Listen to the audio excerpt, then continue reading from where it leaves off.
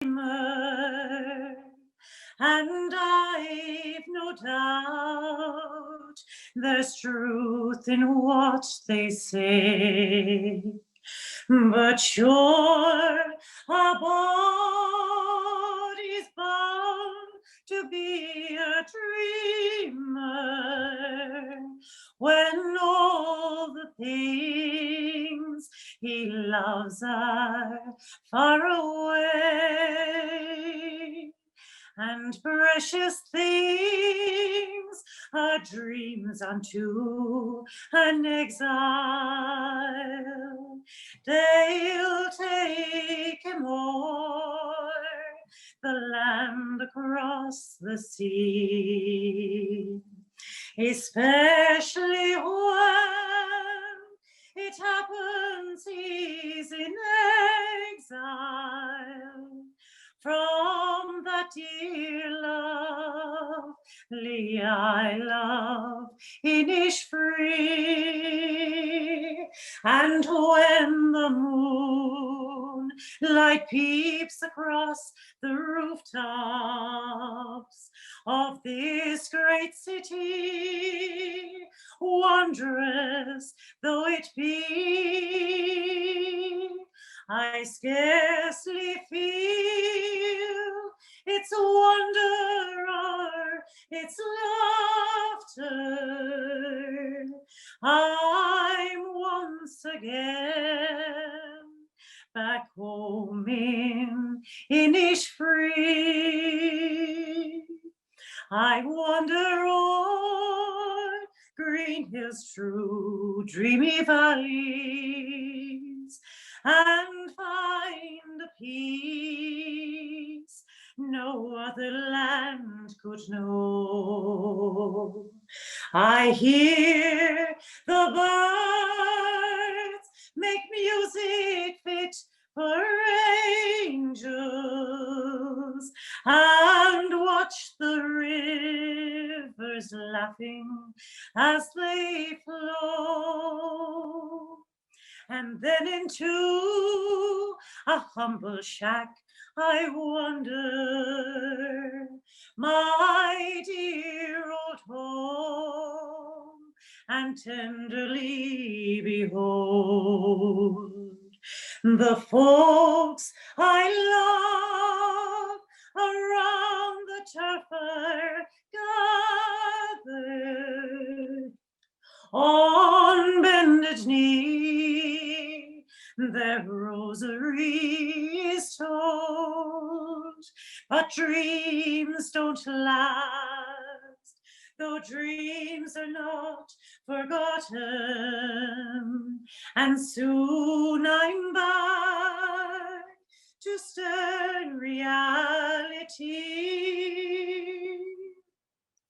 But though they paved the footways here with gold dust, I still would choose the Isle of Innisfree. Thank you. Was just beautiful. Thank you so much. Really delighted to see that, Claire. Claire, can you tell me, you were in The Voice, isn't that right? No. That was the other girl. Yeah. That's the other girl. Can you tell everybody here a little bit about Billy Keen's and the Rambling House, because we're going to bring the Rambling House online soon. Oh yes, so John B's is great. I'll have another one of John B. Keane's songs later. Every Tuesday, Thursday night, we'd have pub theatre. We'd fill the bar, and it was free entertainment, so it was great. So we always had great characters, different people coming in doing their little bits of singing and dancing and storytelling, and a lot of John B's pieces himself.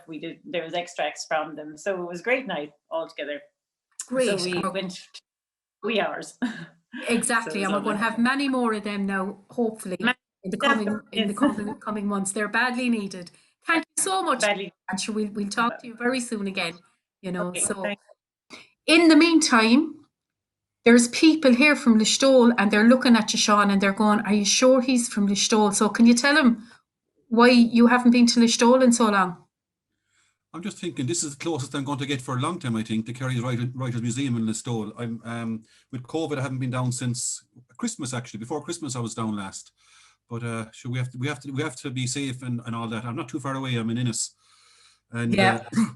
so I'd love to be back there. But it sounds great that there seems to be a lot of Kerry people in amongst those 60 people that you have there, 60 plus people. So hello to everybody anyway. And we're up in County Clare. I'm up here in the heart of music as well, I suppose, but there's not very much at the moment. So this is a great break from the quietness. Just realised before I came on, I kind of panicked a bit because I realised I haven't taken out my accordion for about a month. It's actually since before Christmas. We did a Christmas concert in the cathedral in Innis. We did an online concert, and I've never, I think in my life, gone 1 month without taking out my accordion. I'm flabbergasted because I know you many years, and I took it out, yeah. It's with COVID. There's nobody to play for anymore. That's the problem. It's not the same playing on your own at home. But anyway, I took it out and dusted it down there. So trying to get my fingers loosened up anyway. So hopefully I can play something. Great. Well, we're going to give you a choice for your first one, and then we're going to call you in again later. Yeah. Paddy Regan of the Kerry Writer Museum's committee has requested a French tune because we're exploring the Celtic connection, and he'd like a French Celtic one for your next tune. I won't spring that one on you. I let you choose what you want to play for the beginning. I think I could struggle now with an Irish one at the moment, the way things are, but we'll give it a go. And as I said, I loosened up a small bit before I started, so hopefully we've got something anyway. Let me see. I'll play two, maybe. There's two hornpipes I like there. The first one is the Bee's Wing, and the second one is the Japanese hornpipe. Brilliant. I don't know why it's called. It's not a Japanese tune, so I'm not sure why it's called Japanese hornpipe. But anyway, that's what it's called. So, okay, here it goes. Anyway, so the Bee's Wing. Hold on, just get my screen started here so I can see what's going on. There's a lot of things on the screen at the moment at the same time. Oh yeah. Okay. So.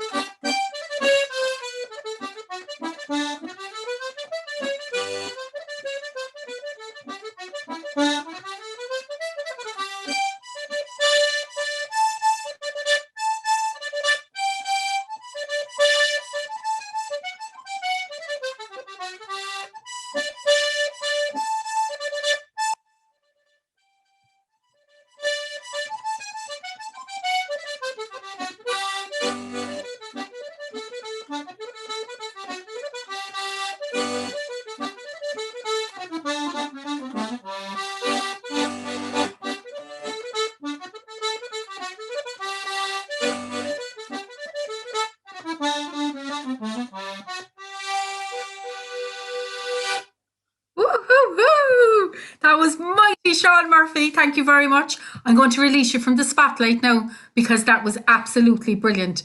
And I'm going to go through this really quickly because we've so much talent, so there won't be much chat for me in between. The next person that's up is Madeline. So Madeline, are you there, please? There she is, Madeline McCulley, all the way from County Antrim. So I'm going to spotlight now our lovely Madeline McCulley. Hiya, Madeline. She's a great County Derry. County Derry. Oh my God, I get killed. Do you know? So yeah, so if you can just take it away there. And I'm just going to say before you do, Jennifer Ramsey, get ready because you're straight after that. Madeline. I think I'll sing one with an Irish chorus. And for those who don't speak Irish, it's goodbye, God bless. And until we meet again, I'll be lost without you, my love. And until we meet again, I will be thinking of you and listening to the music that comes from my heart. The sun is down, the moon is blue. I think they know that I'm missing you, and time can heal this heartfelt pain as soon as I see you again. Slán a bhaile, slán go fáil, bé me críos a briste gan thuas tóir. No go gasí a rís a rin, estes bí ag smíonú,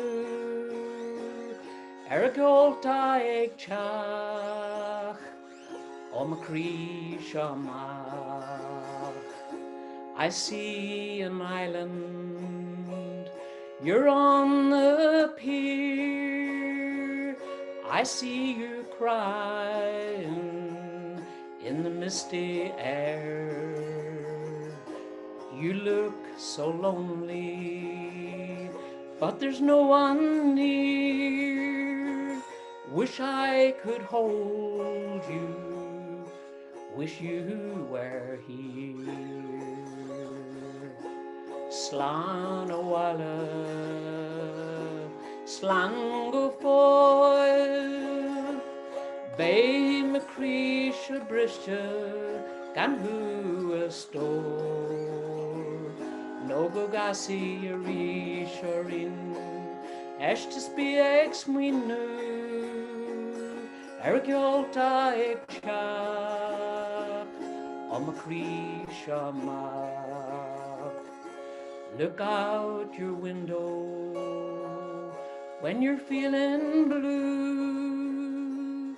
You'll see a new bird looking in at you. Lay down your head, let yourself be free. Take in your deepest breath and sing with me. Slán a bhaile, slán go fáil, bé me críos a briste gan thuas tóir. No go gasí a rís a rin, estes bí ag smíonú, ar gceolta ag teach, ó me críos amach. Ar gceolta ag teach, ó me críos amach.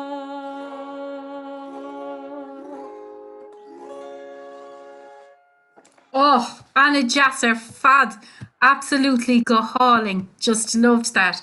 Thank you very much. I'm going to rejig things a little bit now because Sal Tong is here and she's going to have to leave soon. So I said that our lovely Jennifer was next, but I'm going to ask Sal to come in next. Sal gave an amazing workshop in Liz Weir's Ballyamen Barn during COVID, and I just loved it, and I know she's running them again. So Sal, are you there? Can you make yourself known? Unmute and say hello. I'm here. Oh, thanks, Maria. It's so nice to be part of this session. Thank you. So I'm here in snowy Shropshire. So I'm right on the edge of Wales, and not far from Hafren, the River Severn that we've enjoyed a story about as well. But I've got a story that I'm hoping can magic you all wherever you are, because this is a story that goes way, way, way, way back when God was creating the world. And God was creating the world, and he'd made everything. He'd made all the trees, and he'd made the mountains, and he'd made the rivers, and he'd made the grass, but he hadn't coloured it in yet. It was just outlines. And so he had to get really busy with his cosmic divine paint box and start giving everything a colour. He was very, very busy. And God was painting and painting and painting. And everything, absolutely everything, got a colour. And he was sitting back and he was looking at the fine colours of the flowers and marvelling at the lovely textures that he got in the sky there. And he thought that the mountains looked incredible with all those mixtures of tones. And just as he sat back and congratulated himself, up came a little tiny flower. Up came a little tiny flower and said, you need to see, we've got something here that hasn't got a colour. And the flower shepherded in the snow and said, snow hasn't got a colour. And snow was completely see-through. And Snow said, yeah, I'm sorry to bother you, God, but I'm completely colourless. And God said, oh no, I've used up all my paints. I've used up all my colours. Look, I'm really tired. I need to go and have a cup of tea and a comfort break. Maria Gillen's told me how valuable these comfort breaks are. So I'm going to go and take one, said God. And you just go and ask around all the other things and see if they've got any colour to spare. Oh, okay, said Snow. I'll do that. I get everywhere, said Snow. And so off went Snow. And Snow, first of all, came to the daffodil, and there was the daffodil swaying in the breeze. And Snow said to the daffodil, hey, I wonder, can you spare me some yellow? It's a great color. And Daffodil said, hey, I'm sorry, but I need every little bit of yellow I can muster up. It's my job to trumpet in the spring. We have to be seed, and we have to really brighten everybody up after a long winter. I'm sorry, I can't spare you any yellow. I'm sorry. And so Snow carried on and went to the woods, and there were the trees, and Snow called up at the trees and said, hey, trees, you've got loads and loads of green leaves. Can you spare some green for me? I've got no colour. And the leaves said, well, there's a lot of us, but we're needed. All of us are needed. You've seen how big these trees are, and us as leaves, we make the trees food. So sorry, there's no colour to spare. Snow was really, really disheartened and sort of wandered back to that little flower, that little tiny flower that had listened to her plight at the start, the little white snowdrop. And Snow said to the snowdrop, nobody will give me any colour. And Snowdrop felt so sorry for the snow. And so Snow just peeled away the outer petals, and inside in the sepals, there was just enough white that she could just pick a little bit away. And she handed a little bit of white to Snow. And now Snow had her colour. Oh, that's great, said Snow. I made up. And that really, really cemented their friendship. Oh, and you know how close snowdrops and Snow are. And they made a bond that day. And Snow promised little Snowdrop that she would never, ever impinge Snowdrop's journey to push out the first flowers of spring. And that's why you very often will see Snow and Snowdrop side by side.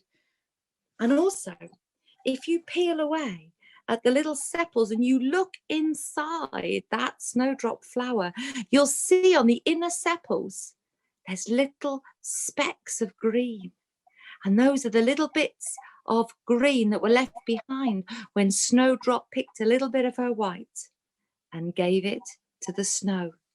And now the snow has her colour. And we celebrate St. Brigid's Day and Candlemas tomorrow with the snowdrop flower, but don't bring them into your house. They're meant to stay outside where they belong. And that's my story told. That is absolutely beautiful. Thank you so much, Sally. And I'm going to just lash along now because we've so much talent.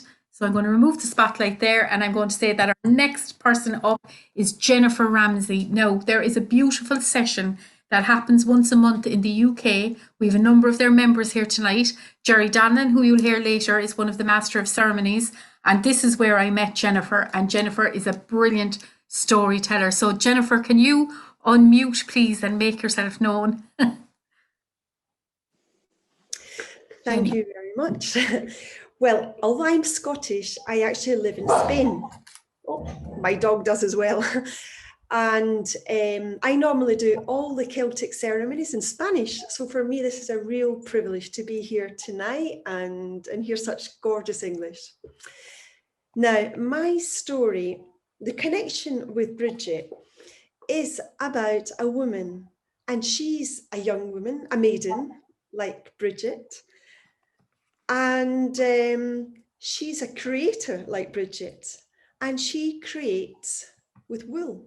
She's a weaver, and she weaves her whole life. She weaved her house. She weaved her garden. She had all the delicate colours for the flowers. So my dog groaning and groaning. She weaved a dog in, and she weaved so much that one day she actually weaved into her beautiful tapestry the feeling that she was lonely. Then what could she do? She thought, well, I know, I'll weave in a man, a husband.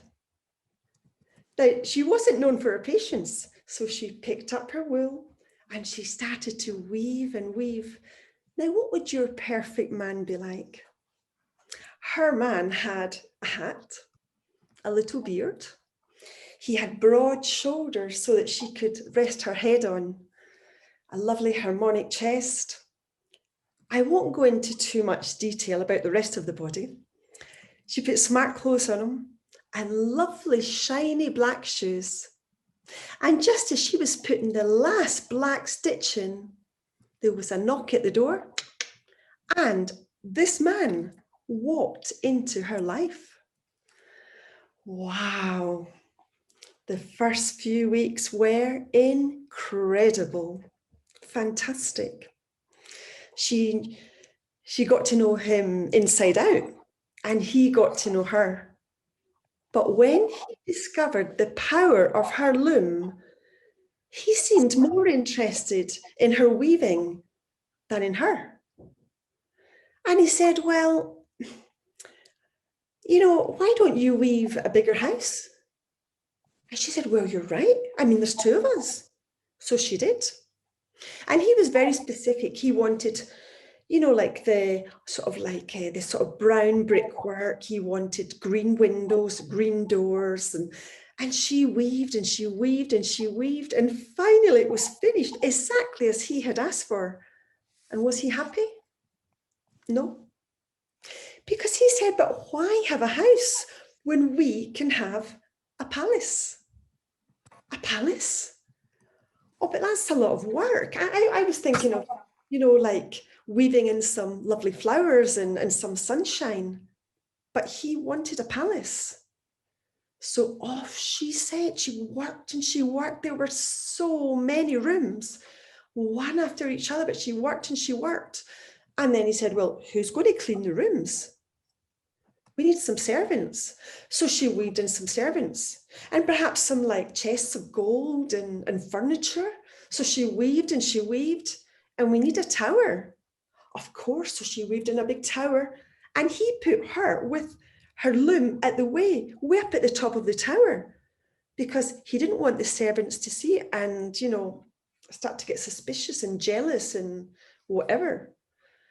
And then he said, what about some horses and stables and perhaps a well? And she was so tired. She just wanted a little bit of sunlight, but there was no time to weave in some sun.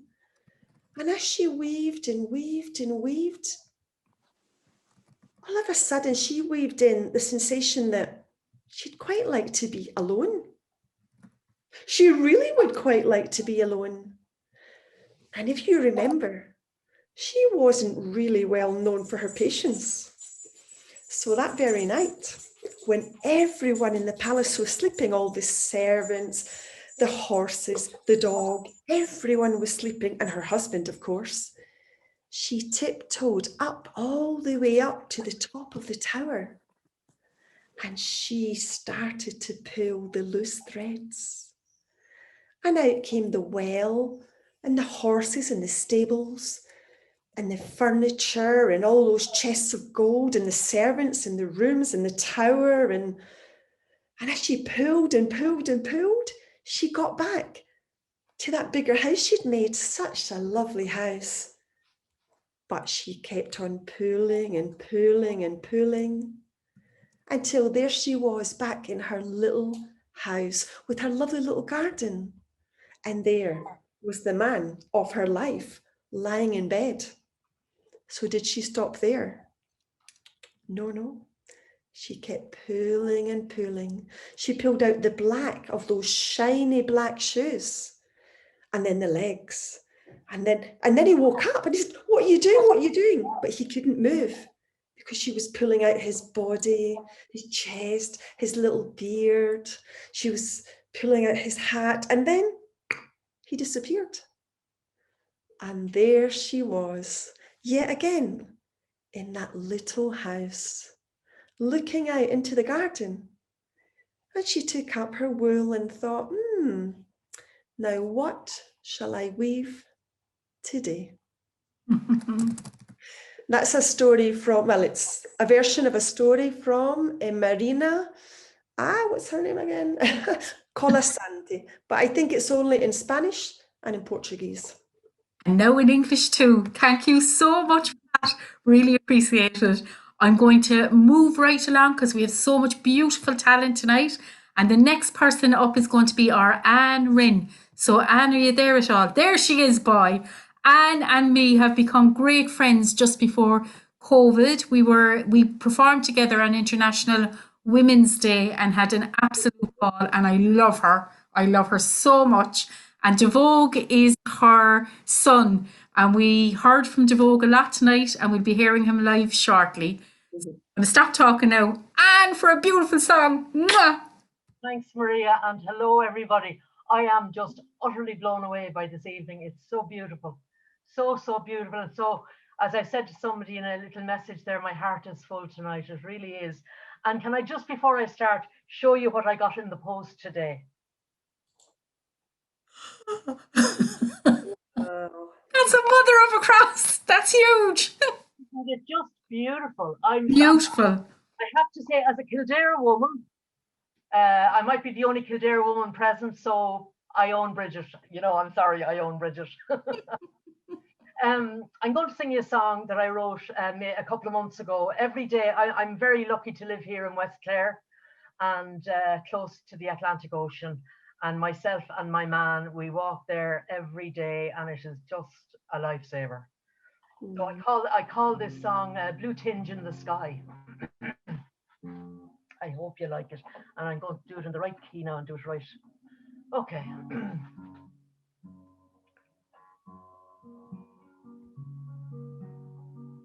Tap, tap, tap, tap, sound of feet on the strand. Breathe in, breathe out as we walk the soft sand. Hear the waves crash onto the shore. Hearts and minds could not ask for more. Blue tinge in the sky, we're lucky today. The fog, it has lifted and gone on its way. Children laugh as they play in the dunes. A man walking his dog whistles out an old tune. Lucky, so lucky as we tap, tap, tap, looking out over Kerry and Moher. Daily walk keeps us safe, keeps us well. Grateful we are, our hearts are full. We sit at the far end of the beach, quietly listen to the waves and the breeze, talking of friends in cities bound, grateful for this peace we have found. Lucky, so lucky as we tap, tap, tap, looking out over Kerry and Moher. Daily walk keeps us safe, keeps us well. Grateful we are, our hearts are full. Tap, tap, tap, tap, sound of feet on the strand. Breathe in, breathe out as we walk the soft sand. Hear the waves crash onto the shore. Hearts and minds could not ask for more. Children laugh as they play in the dunes. A man walking his dog whistles out an old tune. Lucky, so lucky as we tap, tap, tap, looking out over Kerry and Moher. Daily walk keeps us safe, keeps us well. Grateful we are, our hearts are full. Grateful for this peace we have found. A man walking his dog whistles out an old tune.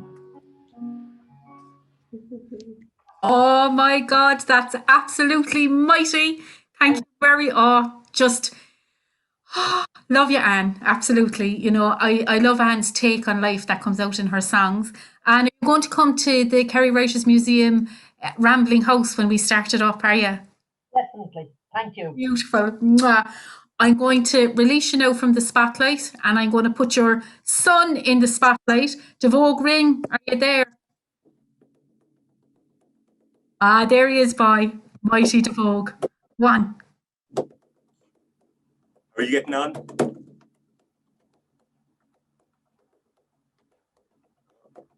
Hold on, get this ready now. Hold on. There you are. Yeah. Ah.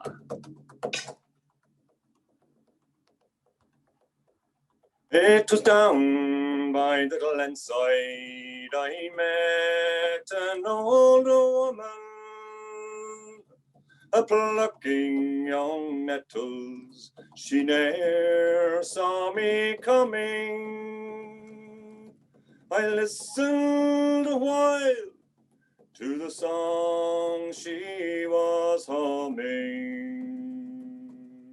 Glory, oh, glory, oh, to the bold Fenian man. It's 50 long years since I saw the moon beaming on strong, manly faces and their eyes with hope gleaming. I see them again in all my sad dreaming. Glory, oh, glory, oh, to the bold Fenian man. Some died on the glenside, some died near a stranger, and the wise men have told us their cause was a failure. They fought for old Ireland and never feared danger. Glory, oh, glory, oh, to the bold Fenian men. I passed on my way, God be praised that I met her. Be life long or short, sure I'll never forget her. We may have brave men but we'll never have better. Glory, oh, to the bold Fenian men. Glory, oh, to the bold Fenian men. Woo!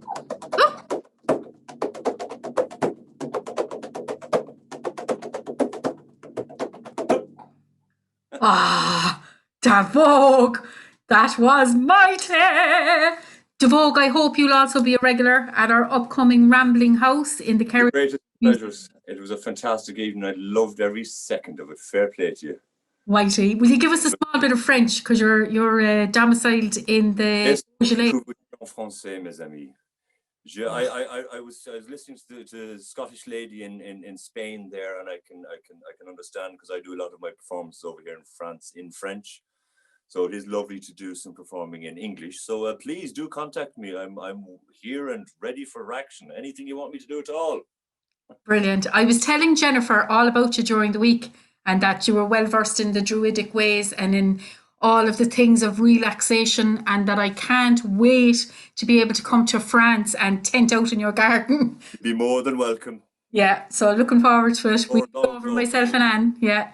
Thank you very much. I'm going to storm on now with the fantastic talent that we have. So I'm releasing Davog there from the spotlight, and I'm going to ask the fantastic Frances Kennedy to suit up. So Frances Kennedy, I love Frances. Frances now has been, she has actually been a complete story hero of mine for these 30 years or more in Milltown Malbay, and she wove a fantastic St. Brigid's cross. You talk about yours, Anne. In front of the cameras and wove a story into it. Absolutely amazing. I'm going to get off now and just let her do her thing. She's a mighty. Hey folks, Listowel Brigid. Gosh, it's great to be here. Wonderful night of stories. Oh my, just amazing. And I suppose like we're reeling through the years here when we think of St. Brigid's Day. St. Brigid's Day. Am I on? You are?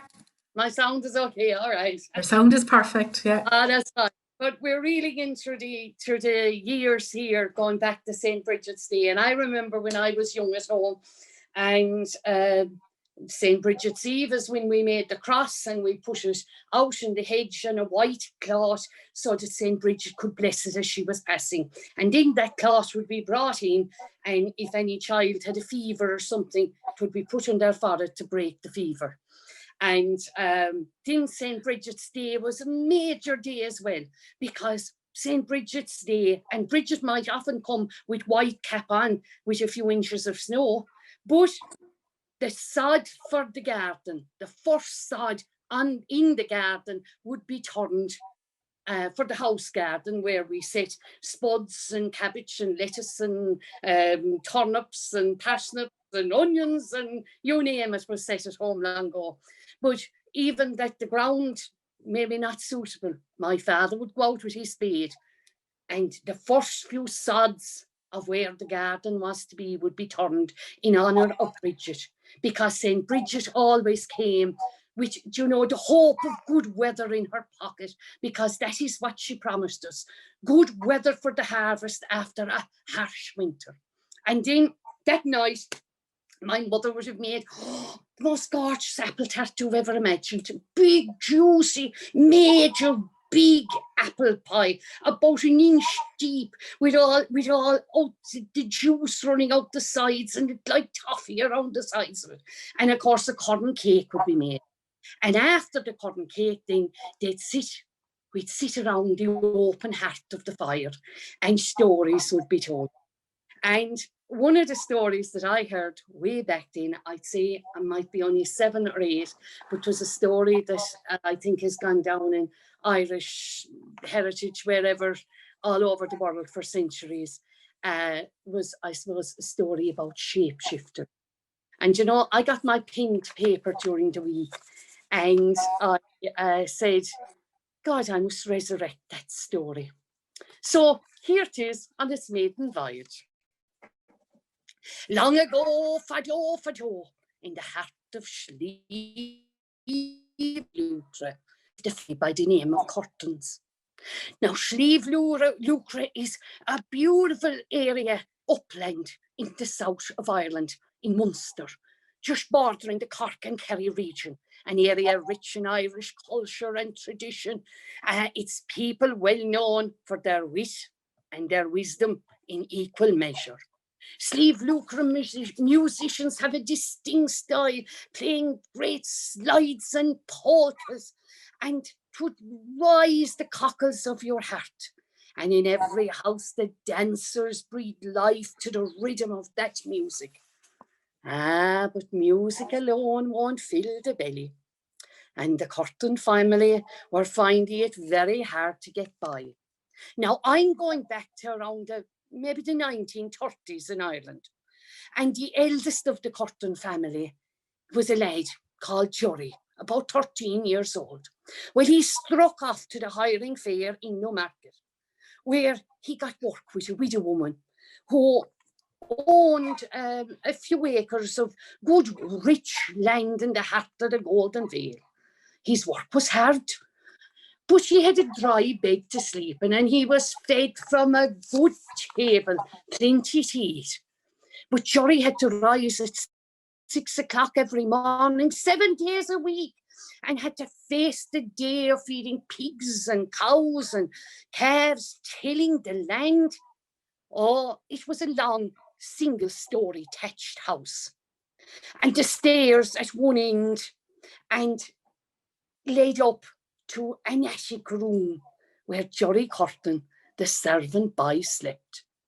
Well, one night, the widow woman was especially anxious for him to leave the kitchen and retire to bed. Now, being worn out from the work, poor Jerry's head had hardly hit the pillow when he fell into a deep sleep, but he woke sometimes later. And it was getting to him, and he'd nothing to drink. And his mind started thinking of the buttermilk that was below in the kitchen.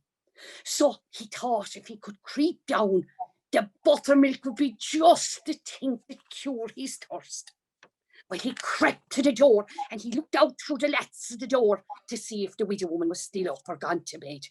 But the sight that awaited, well, it put his pulse racing. The widow's face looked very hag-like in the glow of the fire, and her voice cackled as she pulled down a jar of ointment from up over the fire. She commenced to disrobe, and she started to rub the ointment all over.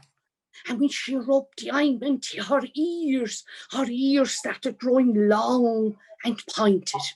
Her grey hair, it turned into brown fur, until she had rubbed the ointment all over. And there before him, in the light of the fire, he saw a hare. And then, the next thing, the hare bounded out over the half door. And well, with lightning speed, our Jerry was down the stairs. And with little sense, didn't he start rubbing the ointment all over himself, until his hands, his feet, and his body were turned into hair. Well, bounding with lightning speed, he took off over the half door. In the light of the full moon, he could see the widow in the shape of a hare just going over the front field ditch. He raced after her, being careful not to be seen. He watched her going to a neighbour's field. And there she went in among the neighbour's cattle. And she started going from cow to cow,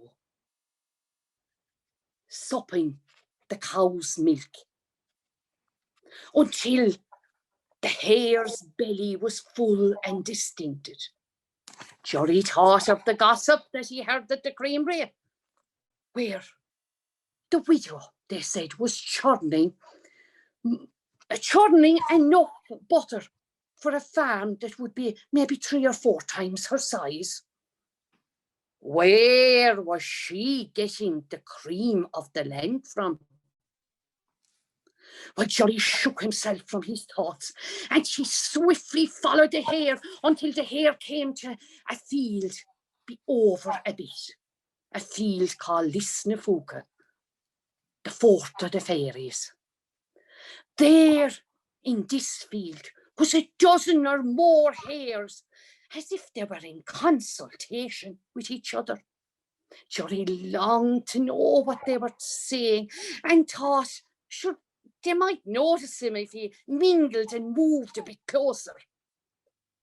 Of course, his youth and inexperience, he had no sense.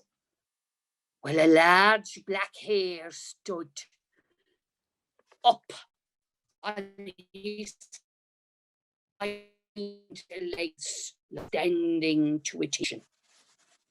And he circled the field of hares, moving closer and closer to Johnny.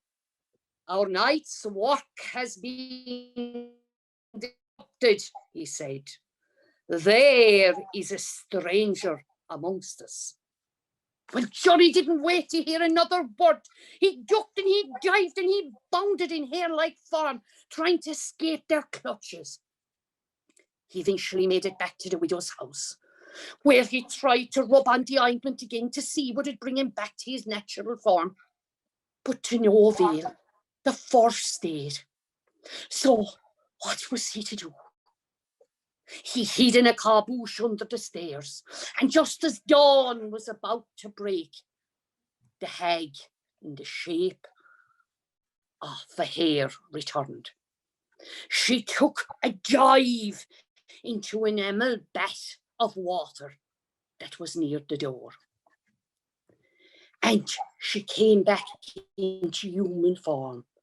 She shook herself dry, and then she toppled the bath of water out the front door.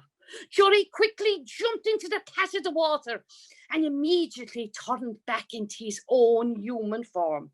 He didn't wait for the widow's curse, only he took to his feet over mountain and valley, travelling 2 days and a night until he came to the top of the mountain, where he could see the smoke rising from his own chimney in Slieve Lucre. He had some story to tell. Oh, but sure, who would believe him? But the proof was there to be seen.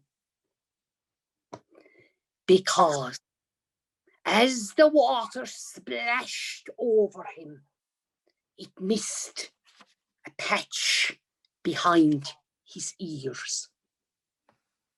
And to the day he died, the fur of the hare was there to be seen. Shinawin. Mighty, just loved that. That was beautiful, Frances. I love the old tales and the history that you have. It's such a treasure. Thank you very much. I'm going to bait on now, and I'm going to bring in the Welsh harp next. So Tracy Rose Brown, can you just make yourself known? And after that, Janice Weatherspoon, be ready. So Tracy Rose Brown, if you could just. Great. Can you hear me, Maria? Beautiful. Okay, We can. wonderful. Yeah. Oh, wonderful. So this is a tune called Helix Farna. It's a Welsh dance tune, and I'll play a bit of an intro as well. And I'm in Portland, Oregon, by the way. I love your storytelling.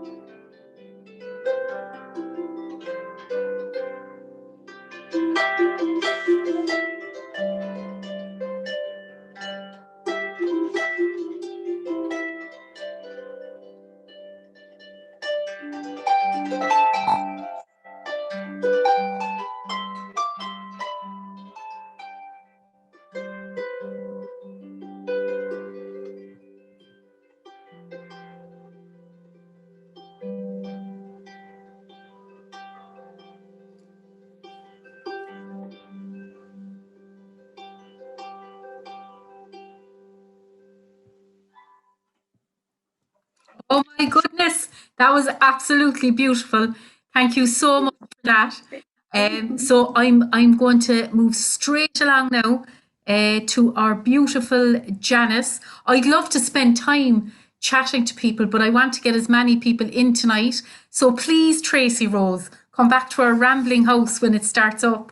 And now I'm going all the way up to the north of Ireland to the lovely Janice Witherspoon. I love listening to this woman's stories. So I'm just going to spotlight her there. There she is. Janice, lovely to see you.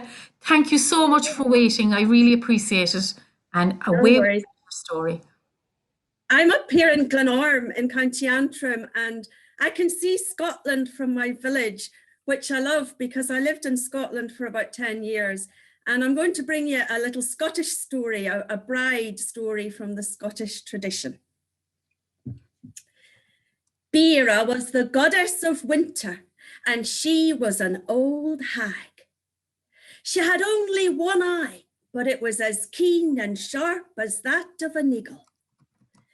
And her teeth were little rusty pegs, and her skin was a dark, wrinkled blue. And her hair was as white as the frost on an aspen tree. And Bera was quick to anger. And the thing that made her angrier than anything was at this time of year when the first wee flowers were coming through the hard earth.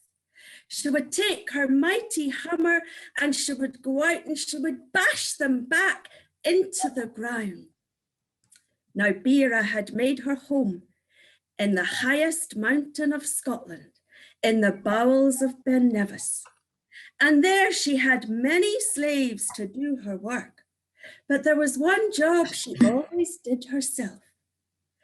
Coming up to Samhain, she would take her old plaid shawl and she would go out to the whirlpool of Corryvreckan near the Isle of Jura, and she would wash it. And when it was white, she would lay it out on top of the hills of Scotland to dry. And the people of Scotland saw it as snow, and they knew that winter was nearly upon them. Now one year, Bera took a new slave, and her name was Bride, a young girl with long flowing hair and eyes as blue as violets. But Bera gave her all the most horrible jobs to do. And one day, she gave her a dirty sheep's fleece, and she told her she had to take it to the mountain stream and wash it until it was white. And so Bride, she took the fleece down to the stream, and she rubbed and she scrubbed and she scrubbed and she rubbed it till her hands were red raw with the cold, but the fleece would not come white. But when she took it back to Bera, Bera said, "You will wash it again and again and again." And so every day she went down to the cold mountain stream. But one day she was so cold and so miserable, she began to cry bitter tears. She didn't see that an old man had come out of the forest. "Why do you weep, child?" "I am weeping because I have to make this fleece white and it cannot be done." "Give me the fleece," said the old man. And he took the fleece and he shook it once, twice, 3 times. And it turned as white as a newborn lamb. And he put it over Bride's arm. And he said, "Now take what is in my other hand." And she took a little bunch of snowdrops with their little delicate white bells. "Now," said the old man, "take these to Bera, and you tell her that the new grass is coming, and tell her that cress is springing up on the banks of the mountain streams." And Bride, she took them back to Bera, and Bera didn't even look at the fleece. She only had eyes for the flowers. "Where did you get these?" "I got them in the forest," said Bride. "And an old man told me to tell you that the new grass is coming." "Evil are the tidings that you bring me. Be gone from my sight," said Bera. And she blew her icy breath over the flowers and they lay scattered on the floor. but Bride in her heart felt hope that maybe the reign of Bera was coming to an end. Meanwhile, away out on the silver blue tides of the Atlantic, a young man in Tiernan Og on the Isle of Summer, Angus Og, was dreaming of a young girl. And he told his father of the dream, and his father said, Angus, the girl you dream of is Bride, and when you are king of summer, she will be your queen. She weeps because she is held prisoner by Bera. Oh, said Angus, I must go forth at once and fetch her. And his father said, wait, February is the month of the wolf, and uncertain is the temper of the wolf. Wait until the seas are calmer.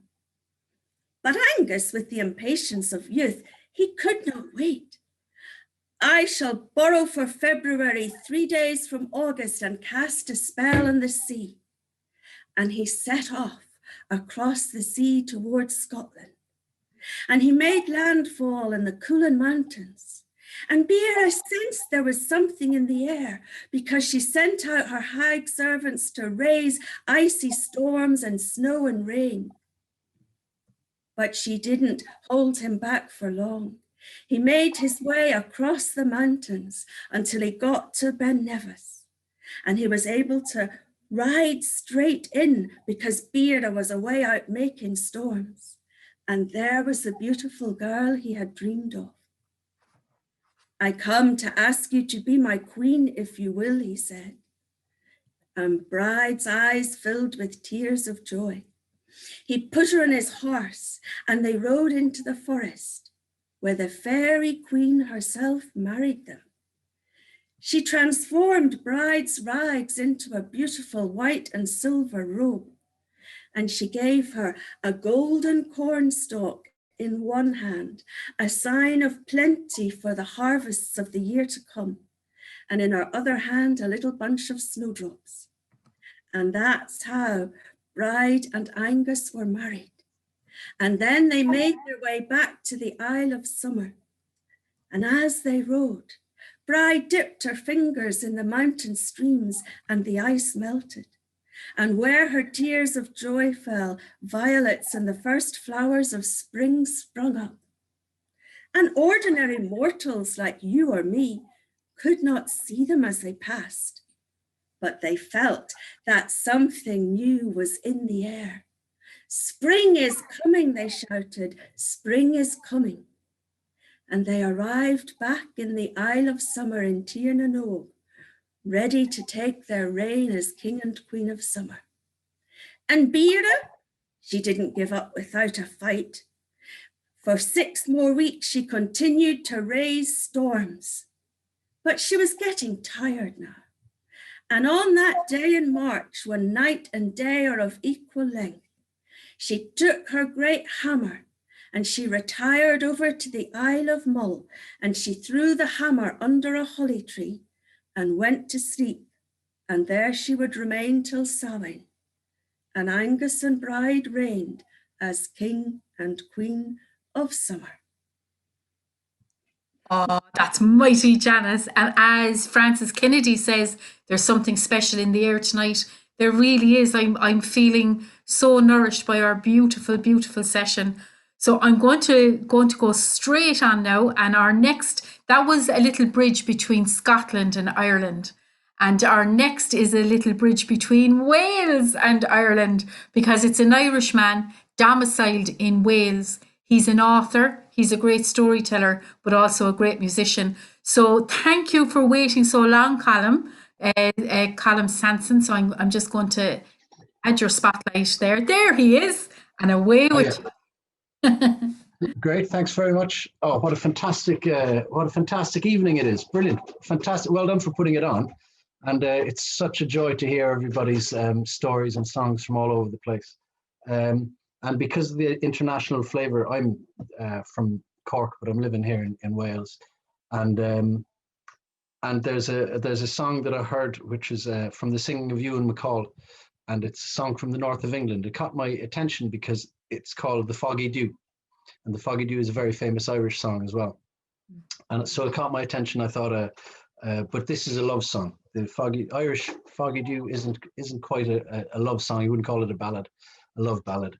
But this is, and it's yeah, as sung by Ewan MacColl. I am a bachelor, airy and young. I follow the roving trade, and the only harm e'er I done was to court a servant maid. I courted her all summer long, and a part of the winter too. And many's the hour I roll my love all over the foggy dew, dew, dew. All over the foggy dew. One night as I lay in my bed, taking a pleasant sleep, this pretty girl came to me, and bitterly did weep. She tore her hair and wrung her hands, crying, "Oh, what shall I do? For tonight I've resolved to sleep with you, for fear of the foggy dew, dew, dew. For fear of the foggy dew." Now in the first part of that night, we rolled in sport and play. And in the latter part of that night, she in my arms did lay. And when at last morning appeared, and she cried, "I am undone," I said, "Hold your tongue, my sweetest girl, for the foggy dew is gone, gone, gone. For the foggy dew is gone." I loved that girl with all my heart, as dear as my only life. But in the latter part of that year, she became another man's wife. But I ne'er will tell him what we've done. I'll be damned if e'er I do. Now when she looks and smiles at me, I think on the foggy dew, dew, dew.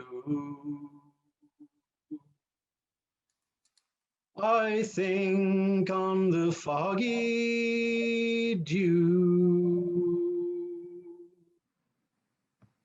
Ah, Colm, that was absolutely beautiful.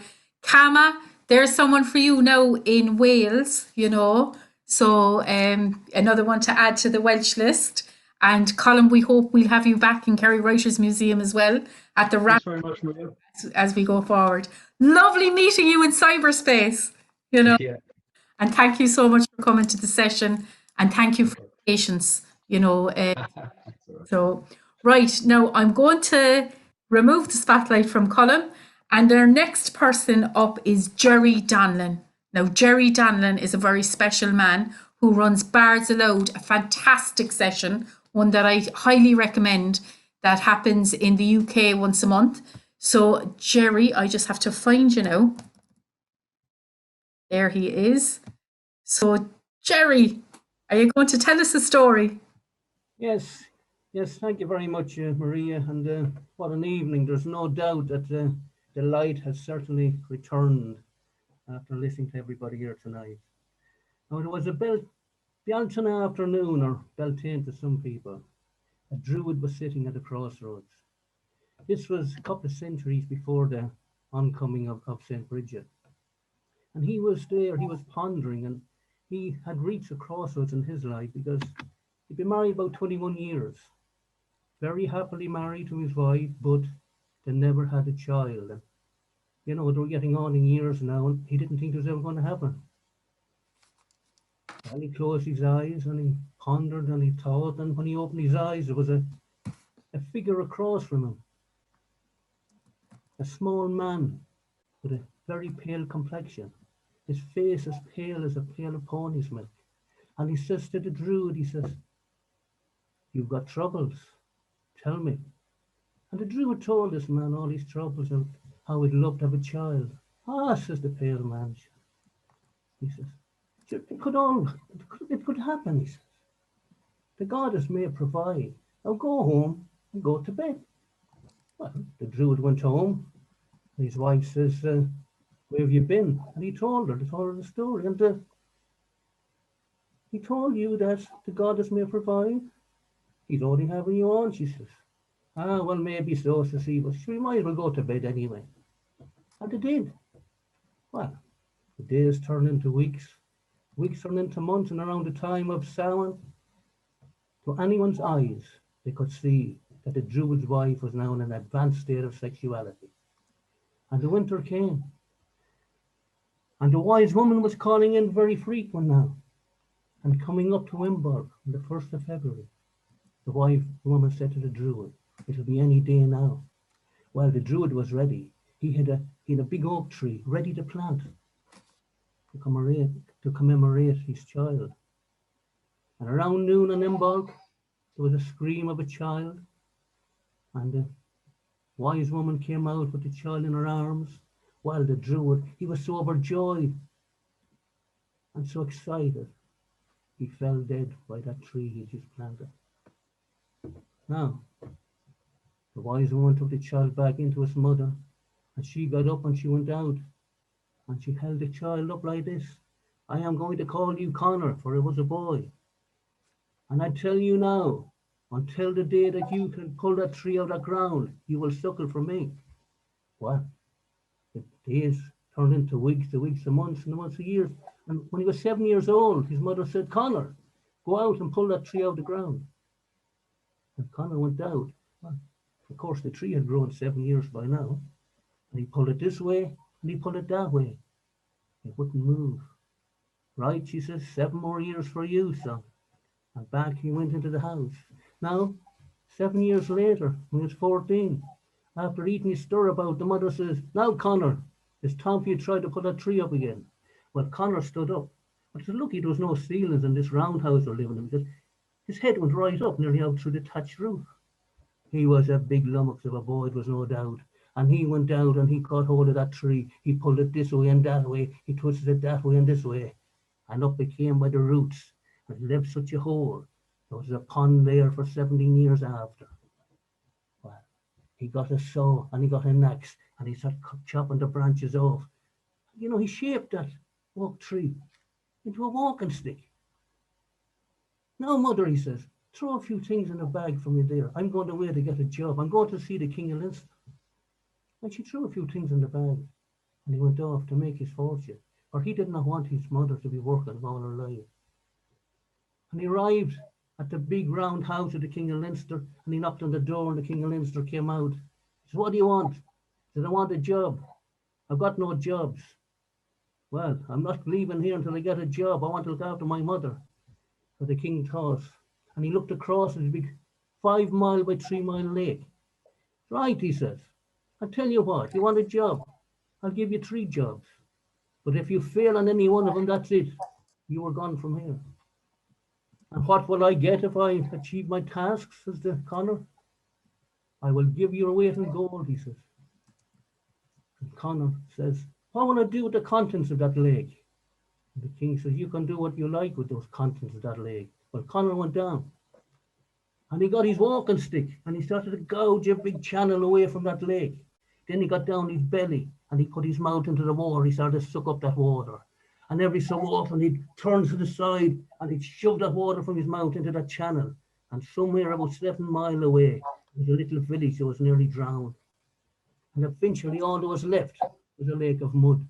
And Conor went back with his face all blackened from the mud to the king. He said, "What's my next task?" Well, the king couldn't believe it. And he looked over. The water was all gone. What could he do?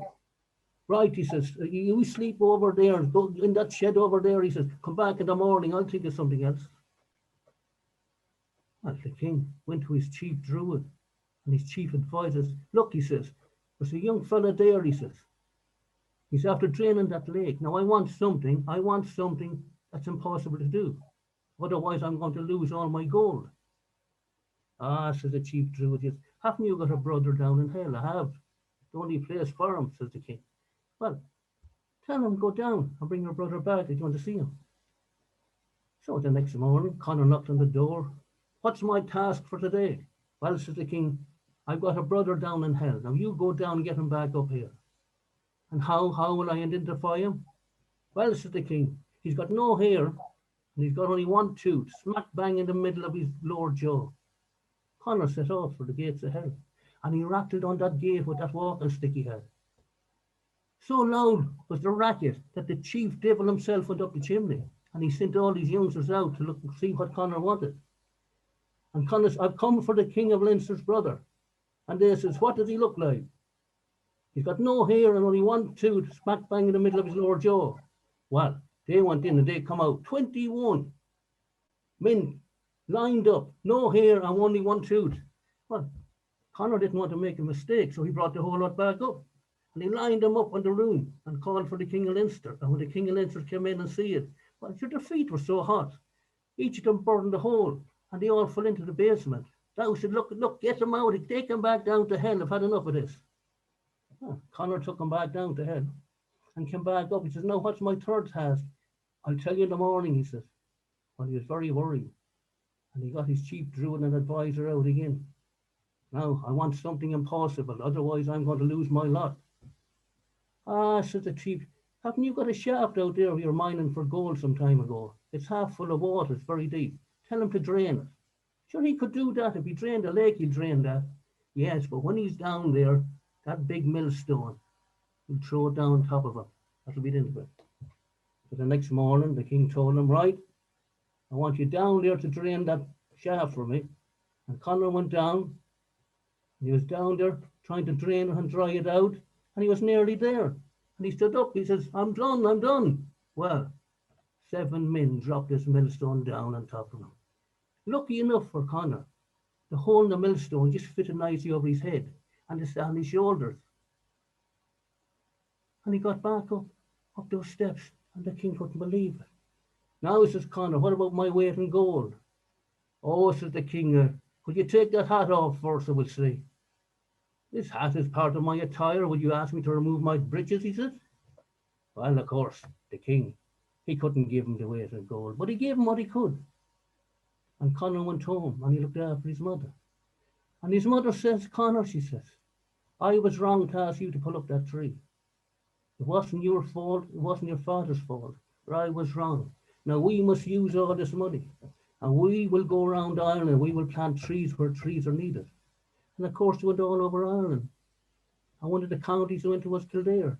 And there they sowed a big forest close to a lake, where a couple of centuries later, a young woman called Brigid came along and acquired that land. And beside that lake, that far in the forest, she built her first monastery. Thank you very much.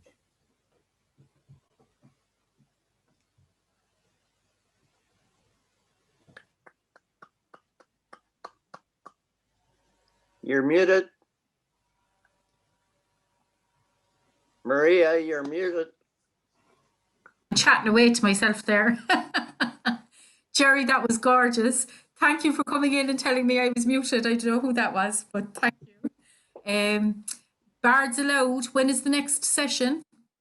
Next one is on the 16th of February, always third Tuesday of the month. Great. So if you want to go to Bards Aloud, look up Bards Aloud on Facebook and go to the session. And for Janice Witherspoon, if you want to go to the Ballyeamon Barn sessions, it's the same thing. If you look it up on Facebook, and then you can ask to be linked in. We're all very aware of Zoom bombing, So that's why you have to make contact and get on the list. So I see Padder there actually from Ballyeaman as well. So a great bunch of people, great hearts. Now we're coming to Padder G. Murphy. Padder, thank you so much for waiting. Just going to spot. No problem. I'm unmuted. Okay. Brilliant. That's great. Good evening, everybody. Fine evening indeed. Sorry, I had another meeting, so I was a bit late. I have a recitation for you tonight. It's about St. Brigid the giveaway. St. Brigid was a problem child, although alas the more and mild, and one who strove to please her dad.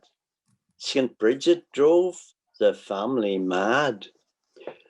For here's the fault in Brigid lay, she would give everything away. To any soul whose luck was out, she'd give her bowl of stirabout. She'd give her shawl, divide her purse with one or all, and what was worse, when she ran out of things to give, she'd borrow from a relative. Her father's gold, her grandshire's dinner, she'd hand to cold and desperate sinner. Give wine, give meat, no matter whose. Take from her feet her very shoes. And when her shoes were gone to others, fetch forth her sisters and her mothers. She could not quit, she had to share, give bit by bit the silverware, the farmyard geese, the parlour rug, her little niece's christening mug, even her bed to those in want, and then the mattress of her aunt. An easy touch for poor and lowly, she gives so much and grew so holy, that when she died of years and fame, the countryside put on her name, and still the Isle of Erne fidget with generous girls named Bride or Brigid.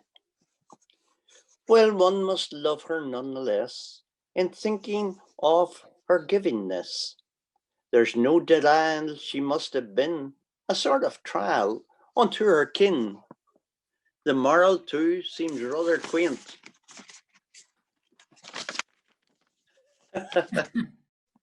Who was the saint? Herself or her relatives? Oh dear. Thank you very much. I enjoyed that. Mighty. The only thing was I lost the second page. Well, I tell you now, we wouldn't even have known that there was pages unless you shared that with us. Padder, that was beautiful. How did you like the session down south? Great. That was a great night. Brilliant. Unfortunately, I had another meeting on, so I was late. But hey, great stuff. Zoom. Thank Zoom. you. Yeah. And hopefully we'll see you at future sessions. I'm getting voices in my ear. You know how the TV guys get it? Well, I get secret messages on the chat, and the secret messages said that when the Rambling House starts, it's going to be only 2 hours long, and we're going to take people's names on lists. And given tonight and the embarrassment of wealth of people that wanted to be in, I think that's a great idea, you know. So thank you for your patience, Padder. Mwah. And we'll be up to Ballyeaman to see you soon in cyberspace. So I'm going to release you there now from the spotlight, and we have Melanie next. So I'm going to find our Melanie. There she is, Melanie. Thank you, my darling, for waiting. And if when you come to the future sessions of the Rambling House, we'll put you near the top of the list for being so patient tonight. Mwah. Well, I feel privileged you included me at the last minute. Yeah, I'm talking to you from Vancouver, Canada. And I didn't have any stories about Brigid, but I do have a story about a couple of women and a pesky rabbit. It's called Bunny Rabbit's Bride, and it is a Grimm's fairy tale. There were two women living in a little house close to a forest, and they had, to keep themselves fed, a little patch of cabbages growing. And one day the mother looked out onto the cabbage patch, and there was a great big rabbit or a hare in there eating. She said, "Oh, quick, quick, girl, go out." And she sent her daughter out to chase the rabbit away. And the girl grabbed her apron and sort of flapped it at the rabbit, who looked up at her with those big brown eyes. And she said, "Shoo, bunny rabbit, you're eating up all our cabbages. Go away." Well, the bunny rabbit sort of sat back on its big hind feet and looked at her first through one eye and then through the other and said, "Oh, little girl, come on now. Why don't you just hop up on my bunny rabbit's tail and I'll take you to my bunny rabbit's house?" The little girl didn't want to do that. "Go away, bunny rabbit," she said. "Go, go, go, shoo." Well, he lopped off into the forest and he was gone. But the next day he was back, and the mother saw him and said, "Oh, daughter, quick, quick, quick, get out there and get rid of him. You worked it well last time." So off she went again and flapped her apron at the bunny rabbit and said, "Shoo, get out of here, bunny rabbit. These are not your cabbages." And the bunny rabbit looked at her and sat back on his big hind legs and licked one paw and said, "Oh, little girl, why don't you just hop up on my bunny rabbit's tail and I'll take you to my bunny rabbit's house?" The girl didn't want to do that. "Ooh, bunny rabbit, go away." And he did. But he was back the next day. And the mother said, "Will you go and get rid of that bunny rabbit?" So the little girl went out. She wasn't so little. And she said, "Bunny rabbit, you're getting me into trouble. Go away and don't come back." And the rabbit paid no attention. He just did it again with those big soft brown eyes and one ear cunningly folded gently across his cheek. And he said, "Oh, little girl, why don't you come with me? Just hop up on my bunny rabbit's tail and I'll take you to my bunny rabbit's house." And she looked back at the door and she couldn't see her mother and she was tired of everything, and she jumped up on the bunny rabbit's tail and away they went into the forest. And he took her to his house. He said, "Now you go inside and you get a pot of millet perking away. I'm going to invite the wedding guests." And away went the rabbit. And the little girl looked in the kitchen and she poured the millet in the pot and the water, and she started to stir the pot, and she wondered what she'd gotten herself into. Well, after a while, he came back and he had some guests with him, and he said, "I've invited the crow. He's going to perform the ceremony, and there's going to be a couple of foxes come too. It will be wonderful. Now, hurry up. Guests will be waiting and will want that millet." She didn't say anything to him. She just wept and stirred the pot. He ran away. He was busy with things in the forest, getting more guests. And when he came back, he pushed open the door. He looked and he said, "Is that millet ready yet? Come, come, come, come, the wedding. We're nearly ready to do it." She didn't say anything. She just cried. He said, "Acha," and he went back outside to entertain his guests. Well, he came and he did this a third time. And this time he was really angry. "You need to finish up here and get yourself out there so we can get married."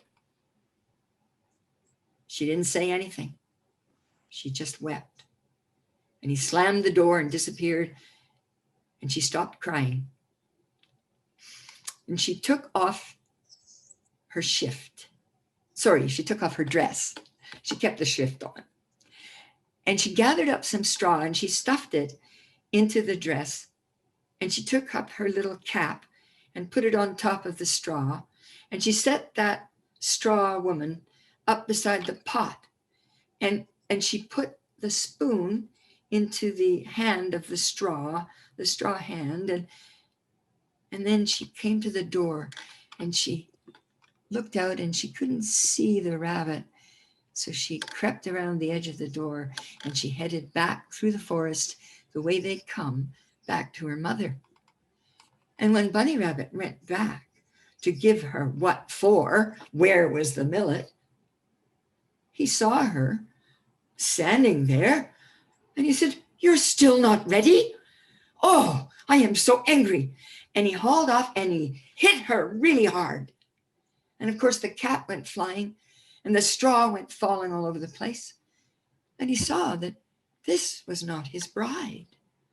And oh my, Bunny Rabbit was terribly disappointed. I'm sure you can all sympathize. And that's my story. Thank you. Did I say it was from Grimm's? You did. And I'll tell you what, that was worth waiting for, folks, wasn't it? Oh my God, I love it.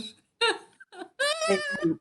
I love it so much, you know, and I really hope that you come back, you know, so please come back to the Kerry Writers Museum, and there's some other beautiful sessions ongoing as well. And thank you so much for waiting. Really, really appreciate it, you know. Thank you for inviting me.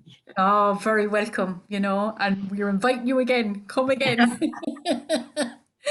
So I'm going to remove the spotlight from you there now, and we're coming to Karen Edwards.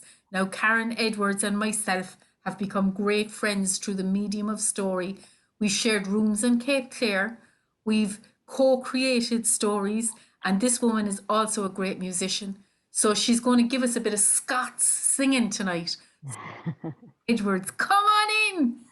Oh, thanks, Maria. It's just great. I have to say, this has been one of the most nurturing nights I've had for a long time. And thank you so much for allowing me to sing a song just at the very last minute.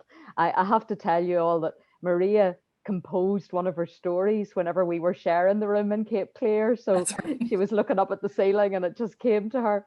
So there you go. I'm glad to have been helped to be an inspiration. But here we go. I hope you enjoy this one.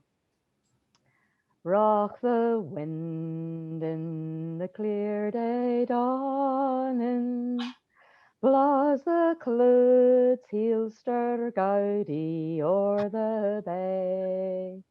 But there's bait no rock wind blowing through the great gang o' the world today. It's a thought that will gar o'er rottens, are they rogues that gang gallows fresh and gay? Tak the road and seek their loanings, for their ill ploys o' sport and play. Nay, mair will the bonny Collins march to war wi' our blaggards Cruisley Craw, nor we winds frae Petit and Clachan mourn the ships down the broomy law. Broken families frae lands we've harried will curse Scotland the brave, nae mair. Black and white until they're married, mak the vile barracks o' their masters bare. So come all ye at hame wi' freedom, never heed what the hoodies croak for doom. In your house o' the bairns o' Adam, we'll find bread, barley, brie, and pented rum. When MacLean meets with friends in Springburn, they roses and geens will turn to bloom. And the black boy frae Nyanga brings the fell gallows o' the burgers done. And that is a song that I think was meant to be the Scottish national anthem before they picked Oh, the one that it is. So it's called Freedom Come All You, and thanks for listening. oh my God, that was beautiful, Karen. And another string to your bow. This woman is such a great musician as well as a storyteller. And I know she speaks Scots Gaelic as well. Oh, that's the only one I do.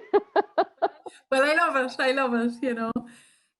So we're coming to the very last performer of the night. I've kept the prodigal son of Listowel for the start and the end of the session. So he's sandwiching us in between.